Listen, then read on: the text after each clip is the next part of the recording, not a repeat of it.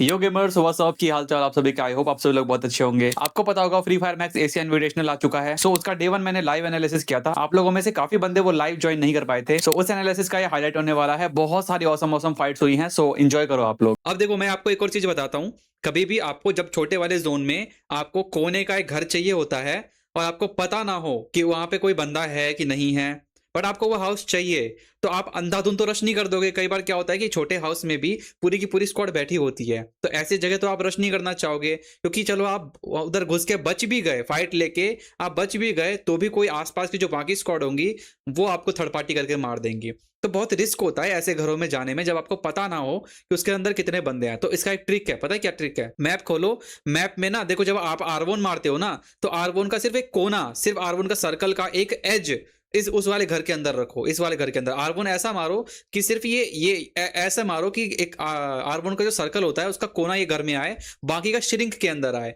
तो अब क्या होगा कि आर1 के अंदर जितने प्लेयर दिखेंगे वो इसी घर के प्लेयर दिखेंगे, तो आपको पता चल जाएगा कि इस घर में कितने बंदे हैं। तो उसके हिसाब से आप अपना नेक्स्ट मूव कर सकते हो, जो भी आपको इस घर में जाना हो। जैसे कि अगर यहाँ पे 4 बंदे हैं तो डेफिनेटली नहीं जाओगे, बट अगर 1 या 2 बंदा है तो ऑब्वियसली जाओगे। अरे भाई साहब, कागे कागे का ये बंदा राज, इसका लॉन्चर, भाई लॉन्चर सीख जाओ भाई तुम लोग। मैं बता रहा हूँ लॉन्चर यूज करना सीख जाओ भाई। तुम लोगों ने देखा ना इसने लॉन्चर से कितनी की जिंदगी तबाह करी है एक मैच में सिंगल मैच में। कभी भी जब आप अपोनेंट के स्क्वाड के सामने हो, आपका एक मोटिव होना चाहिए कि अपोनेंट के रिसोर्सेज वेस्ट करवाना। सबसे बड़ा रिसोर्स क्या होता है? Glue ball.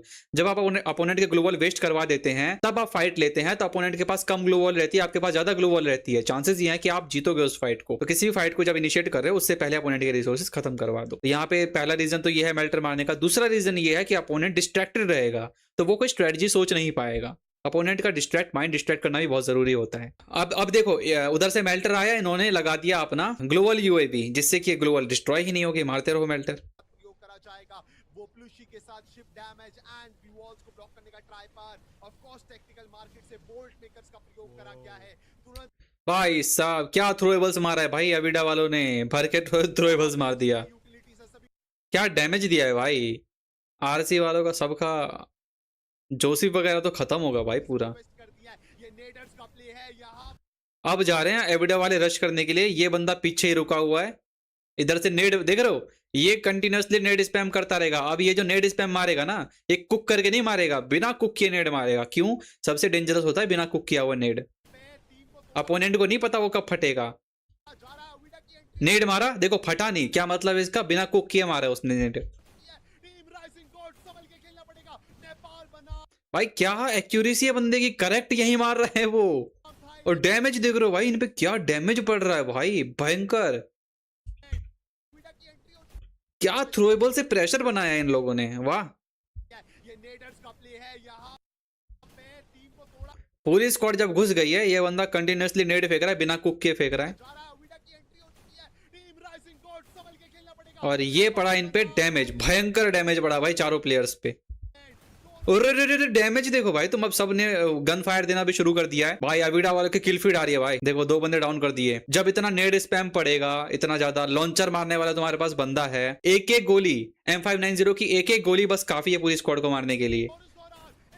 एलिमिनेटेड भाई स्किल से मार दे रहे हैं। इतना डैमेज, इतना प्रेशर बना दिया अविडा वालों ने इनके ऊपर, स्किल से ही मार दे रहे हैं बिना सिंगल प्लेयर लूज किए। आरजी को इतना गंदा मारा अविडा वालों ने। सोच रहे हो थ्रोएबल पैटर्न कितना ज्यादा स्ट्रांग होता है। कागे वहां पे रुकी पड़ी है पूरी की पूरी। अविडा ने यहाँ पे आरजी को तबाह कर दिया है। लॉन्गकॉन्ग ने स्पॉट कर लिया है। अविडा वाले फुल फॉर्म में है, अभी इन्होंने स्क्वाड वाइप आउट करी है। कागे वाले फुल फॉर्म में है, पूरी लॉबी ही ये लोग तबाह करते आ रहे हैं कागे वाले मैच के शुरू से। गया भाई, क्या मारा इसने भाई साहब। लॉन्चर अब नहीं रुकने का भाई। एक प्लेयर डाउन हुआ, एक डाउन चाहिए था, बस एक डाउन।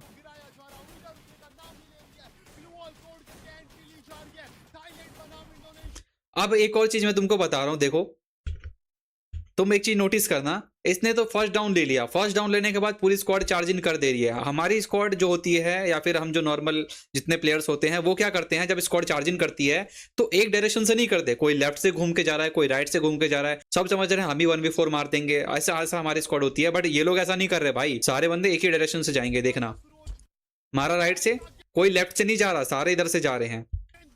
गए सारे इधर से गए, पूरी की पूरी अविडा इधर से गई। एंड अभी देखना इन लोगों ने यहाँ पे ब्लॉक कर दिया उसको रिवाइव करने के लिए, उठाने के लिए। अब नॉर्मल स्क्वाड यहाँ पे क्या करती है, अगर इधर ब्लॉक किया है तो वो लोग इधर से घूम के जाते हैं बाकी बंदे, और यही अपोनेंट चाहता है भाई हमने यहाँ से ब्लॉक किया है तुम इधर से घूम के आओ। जब तुम इधर से घूम के जाओगे वो रेडी रहेंगे इधर से घूम के आने के लिए। बट ये लोग ऐसा नहीं करेंगे भाई, वर्ल्ड क्लास टीम है, ऐसा थोड़ी करेगी। इसी ग्लू को फोड़ेंगे ये लोग, और जब एक बंदा ग्लू को फोड़ नहीं पाएगा, बट 3-4 बंदे मिल के तो ग्लू को बहुत जल्दी फोड़ देंगे ना। कोई उधर से घूम के जा ही नहीं रहा है क्योंकि वो रेडी बैठे हैं, उनको पता है इधर से आएंगे तो हम मार देंगे, इसलिए सारे मिलके इधर ही ग्लू फोड़ेंगे। इधर से जा सकते हैं वो घूम के, पर नहीं जाएंगे भाई। लो ग्लू फोड़ा, इसका स्किल मार के भी ग्लू फोड़ा। अब ऐसा करने का दो फायदे हैं। पहली बात तो क्या, बेसिकली अगर अपोनेंट जैसे प्रेडिक्ट कर रहा है कि आप ग्लू के राइट साइड से घूम के आओगे, और अगर आप उधर से जाते घूम के, तो चांसेस ये हैं कि अपोनेंट आपको मार सकता है। और बट ये लोग ऐसा नहीं किया, ये लोग यहीं से गए सामने से, और सामने से जाने का एडवांटेज ये मिला, कि चारों प्लेयर, इनके चारों प्लेयर एक ही जगह फायर दे रहे हैं। तो ये लोग जब अंदर घुसेंगे स्क्वाड में तो एक ही साइड से घुसेंगे, और जब एक साइड से आप घुस रहे हो, आप चारों बंदे मिलके फायर दे रहे हो, सामने पे जितने बंदे रहेंगे डेफिनेटली कोई ना कोई डाउन हो ही जाएगा। तो हुआ ना दो एडवांटेज, एक तो अपोनेंट आप पे जहां से प्रेडिक्ट कर रहा है आप वहां से नहीं गए तो अपोनेंट को वहां पे लॉस है, एंड आप जब एक ही डायरेक्शन से जा रहे हो तो सामने डेफिनेटली आपके 4 बंदे मार रहे हो, एक बंदा तो इजी मर जाएगा सामने वाले का। भाई कागे कहाँ ध्यान, कागे उधर आरसी वालों पे भी फाइट ले रहा है भाई, कागे उधर आरसी से ही फाइट, आरसी के पास सही मौका है यहाँ पे थर्ड पार्टी करने के लिए, अविडा, आरसी, कागे। पर एनएमआर कहाँ पे भाई, एनएमआर तो बिल्कुल गायब ही है। 2v4 सिचुएशन अभी करंटली हमें यहाँ पे देखने के लिए मिल रही है फिलहाल। कागे के 2-3 प्लेयर्स अलाइव हैं, बट तीसरा कहाँ है नहीं पता। सामने की ओर 2 ही प्लेयर दिख रहे हैं, चारों प्लेयर ने मिलकर दोनों प्लेयर को बेसिकली मार दिया। ओके एनएमआर लेफ्ट में, आरसी तो फिनिश है भाई, अविडा बूया मारेगी मेरे को लग रहा है। देखो अभी मैं सिचुएशन बताता हूँ अभी का क्या है। अविडा वालों को देखो, अविडा वाले कहाँ पे हैं, ठीक है। अविडा वाले जोन की एज पे हैं, जोन अब आगे की ओर शिफ्ट होने वाला है, जोन का एडवांटेज मिल रहा है एनएमआर वालों को। अगर अविडा वाले आरसी पे प्रेशर बनाते हैं तो क्या होगा कि टाइम वेस्ट होगा, अविडा वाले का टाइम वेस्ट होगा आरसी पे। जब तक जोन शिफ्ट हो जाएगा तो एनएमआर वाले ना अविडा को ना आरसी को, सॉरी ना अविडा को ना आरसी को, किसी को जोन में नहीं आने देंगे और वो बुया मार जाएंगे। ये बात समझ गई अविडा स्पोर्ट्स, इसीलिए उन्होंने आरसी को छोड़ दिया भाई, उन पे टाइम वेस्ट नहीं करना है। आरसी तो खत्म है, वो ऐसे भी खत्म है, वो जीत नहीं पाएगी। जोन शिफ्ट हो रहा है इधर साइड, यानी कि जोन शिफ्ट हो रहा है इधर साइड कहीं जोन शिफ्ट हो रहा है, तो इधर जोन शिफ्ट हो रहा है, तो इधर इनको कौन रोक सकता है, एनएमआर रोक सकती है। एनएमआर को पहले ही वीक कर दो कि जब आप लोग जोन में जाओगे तो एनएमआर खुद को बचाने पे ज्यादा फोकस रखेगी, आपको मारने पे कम ध्यान देगी। तो यही तो होता है भाई मास्टरमाइंड, यही तो गेम प्ले होता है। दिमाग ऐसे नहीं कहते भाई, स्पोर्ट्स में बहुत दिमाग लगता है, बहुत स्ट्रेटजी लगती है, और डिसीजन मेकिंग सबसे ज्यादा स्ट्रांग होनी चाहिए। और एक गलत डिसीजन आपको बुया लॉस करवा सकता है, एक करेक्ट डिसीजन आपको बुया दिलवा सकता है। तो वहां पे मार दिया नीरो, जिससे कि पूरा एक गोला बन गया, जिस गोले में सबको डैमेज पड़ता रहेगा, ग्लो वॉल भी नहीं लगेगी। देखा, ये उस पे प्रेशर बना रही थी लेकिन इन्होंने छोड़ दिया उस पे प्रेशर बनाना, अब इस पे प्रेशर बना रही है क्योंकि जोन जब शिफ्ट होगा तो इधर ही आना पड़ेगा इन्हें। देखा धीरे धीरे आगे बढ़ रहे हैं, धीरे धीरे आगे बढ़ रहे हैं। सबसे बेस्ट मोमेंट अपोनेंट पे क्लोज इन आप सबसे बेस्ट तभी कर सकते हो जब उन पे प्रेशर बना रहा हो आपका एक बंदा। तो पीछे से बंदे प्रेशर बना रहे थे, देन क्लोज इन करने लग गए। आप बिना प्रेशर बनाए क्लोज इन नहीं कर सकते हो। देखो क्लोज इन करके विंडो के बाहर खड़े हो गए, फाइट नहीं लेंगे, अंदर नहीं घुसेंगे ये लोग। ये अंदर घुसे और वो थर्ड पार्टी कर जाएंगे, अंदर नहीं घुसने वाले ये लोग। ओके एक बंदा डाउन हुआ एनएमआर का, एक ऐसा तूफान 2 डाउन हुए एनएमआर के, दूसरा किसने किया, और दोनों को इसी ने डाउन किया भाई, दोनों को इसी ने डाउन किया। गोपू को चार्ज किया कंपाउंड के अंदर एंड विद M59 ग्लोअल पैक करके रिवाइव भी कर दिया एनएमआर ने, पूरा पैक मार के रिवाइव कर दिया। यहाँ पे देखिए पहले रूम में जाके एक सांस भरी होगा, देखो किया गोपू को चार्ज, नेड मार दिया बंदे ने, नेड मार दिया इसके टीममेट ने। इधर खूब M590 बजा रहे हैं ग्लोवल तोड़ने के लिए, ग्लोवल नहीं टूट रहा इनसे, नहीं तोड़ पाए। अब ये खुद लगा देगा, वो लगा देगा, क्या बोलते हैं ग्लोवल को सॉलिड बनाने वाला, ग्लोवल यूएवी खुद लगा देगा। क्यों? क्योंकि अपोनेंट ये वाली ग्लोवल को तोड़ के इन पे रश ना कर दे, जब वो संभल जाएगी। यहाँ पे मुसीबत में लगा दिया, देखो ये लगा दिया, क्योंकि अब ये लोग कुछ नहीं कर पाए तो अब फायदा नहीं अंदर घुसने का, क्योंकि अब वो रेडी है, वो प्रिपेयर्ड है, वो हील कर चुका है, रिवाइव कर चुके हैं, तो इन्होंने खुद लगा दिया। यहीं पे नहीं ब्रो, देखो इसने खुद लगाया है ना अभी ग्लोबल यूएवी, ये उधर मेल्टर मारेगा। यहाँ पे देखिए पहले रूम में लो मेल्टर मार रहा है, क्यों ब्रो? मेल्टर से कोई काम यूजलेस है यहाँ पे, मेल्टर तो कोई फायदा ही नहीं है। अब लेकिन अब ऐसा नहीं कि ये बेवकूफ है, ये ऐसी मेल्टर मार रहा है, उसका भी रीजन है। ये इसको दिखा रहा है कि इधर पे मैं हूं, मतलब इधर पे मैं रेडी बैठा हूं, इधर से निकल मत जाना।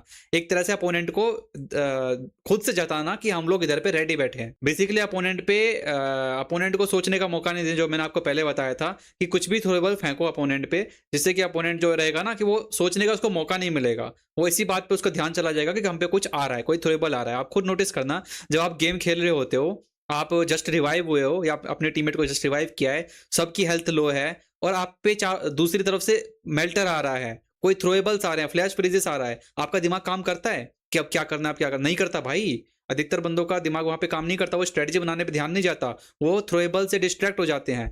यही इसने किया, इसने खुद से पहले वो लगा दिया एंड जानबूझ के मेल्टर फेंक रहा है। दो रीजन है मेल्टर फेंकने के, सामने वाला एक तो डिस्ट्रैक्ट हो जाएगा, दूसरा ये कि अपोनेंट को पता चल जाएगा कि यहां से मेल्टर फेंका है तो ऑब्वियसली सामने वाला बंदा इधर पे रेडी है। और ये लोग चाहते हैं कि इधर से घूम के कोई ना आए, क्योंकि अगर ये लोग एनएमआर वाले इधर से घूम के आएंगे तो इनके ऊपर लॉस है। तो अब मजबूरन अबिडा वाले इधर से नहीं आएंगे, अब अबिडा वाले दूसरी तरफ से जाएंगे, इधर से जाएंगे अबिडा वाले। अब उनको और ज्यादा ड्यूरेबल बनाया सॉरी अबिडा नहीं, एनएमआर, मैंने गलत बोल दिया। गया। हाइट का एडवांटेज लेना चाहते हैं बट फरहान एनएमआर तो खत्म होने के कगार पे भाई।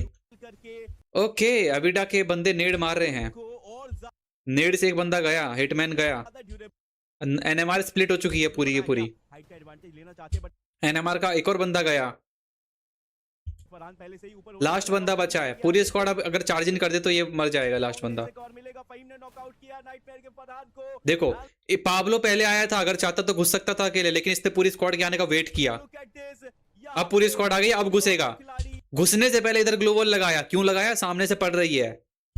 बचा हुआ नाइटमेयर स्पोर्ट्स का, वो क्या करने वाले हैं? फहीम उनका एक बंदा उन्होंने रेडी रखा है उधर से प्रेशर हैंडल करने के लिए, बाकी के बंदे उसको मार रहे हैं। लॉन्ग रेंज से फाइट कितना ज्यादा मतलब बंदे दिमाग लगाते हैं भाई अविडा वाले।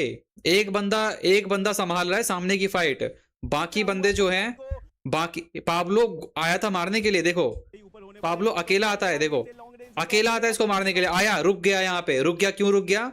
अकेला नहीं जाना चाहता, पूरी स्क्वाड को लेके जाएगा। नाइटमेयर के फरहान यही तो बेस्ट बात है, ई स्पोर्ट्स प्लेयर 1v1 पे चांस नहीं लेते हैं भाई, आपको भी नहीं लेना चाहिए 1v1 पे chance. and look at this, पूरी स्क्वाड आई, उसके बाद इनको पता है सामने से मार रहा है, ग्लोबल से पहले सामने ब्लॉक करेंगे, यहाँ पे किया, अब घुसेगी पूरी स्क्वाड इसको मारने के लिए। खिलाड़ी भाई साहब इतना दिमाग लगाते हो आप लोग? एक बंदे को मारने के लिए इतना दिमाग और इतने ग्लोबल वेस्ट करना एक बंदे को मारने के लिए सिर्फ। बचा लेकिन एज आई प्रिडिक्टेड ब्रो, अविडा स्पोर्ट्स ने मार दिया एज आई प्रिडिक्टेड। कंफर्म है ब्रो अविडा का भूया।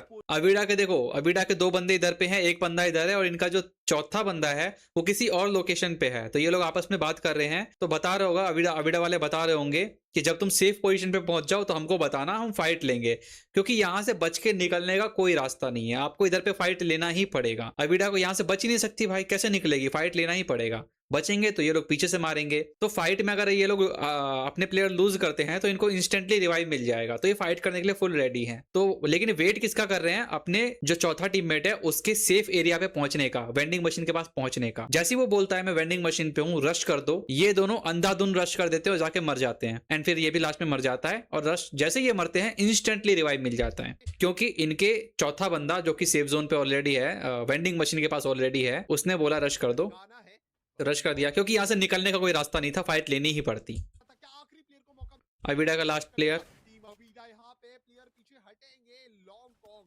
हेल्थ कम है, यहाँ पे उनको नॉक करने का डाउन, लेकिन रिवाइव मिल जाएगा इसको भी। करा जाएगा।